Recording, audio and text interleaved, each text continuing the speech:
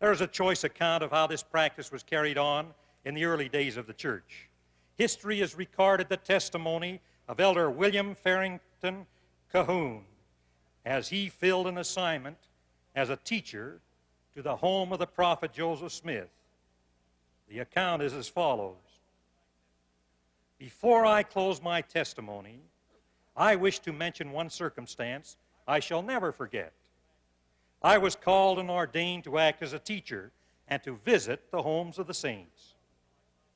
I got along very well until I found out that I was obliged to pay a call and pay a visit on the prophet.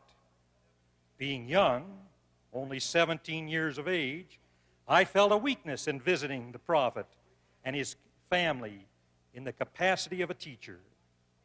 I almost felt like shrinking from my duty. Finally, I went to the door and knocked. In a moment, the prophet came to the door. I stood there trembling and said, "Brother Joseph, I have come to visit you in the capacity of a teacher, if it is convenient for you." He said, "Brother William, come right in. I'm glad to see you. Sit down in that chair there, and I will go and call my family." They soon came in and took their seats. Then he said, "Brother William, I submit myself and my family in your hands." And then he took his seat. "Now, Brother William," he said, "ask all the questions you feel like." By that time, my fear and trembling had ceased.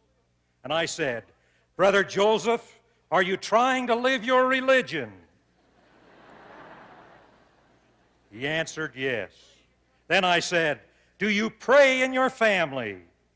He said, "Yes." "Do you teach your family the principles of the gospel?" He replied, "Yes, I am trying to do it." "Do you ask a blessing on the food?" His answer was again, "Yes." "Are you trying to live in peace and harmony with all of your family?" He said that he was. Then I turned to Sister Emma, his wife, and said, "Sister Emma, are you trying to live your religion? Do you teach your children to obey their parents? Do you try to teach them to pray?" To all of these questions, she answered, "Yes, I am trying to do so." Then I turned to Joseph and said, "I am now through with my questions as a teacher.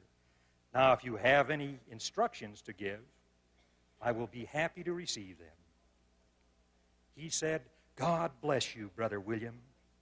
If you are humble and faithful, you shall have the power to settle all difficulties that may come to you in the capacity as a teacher."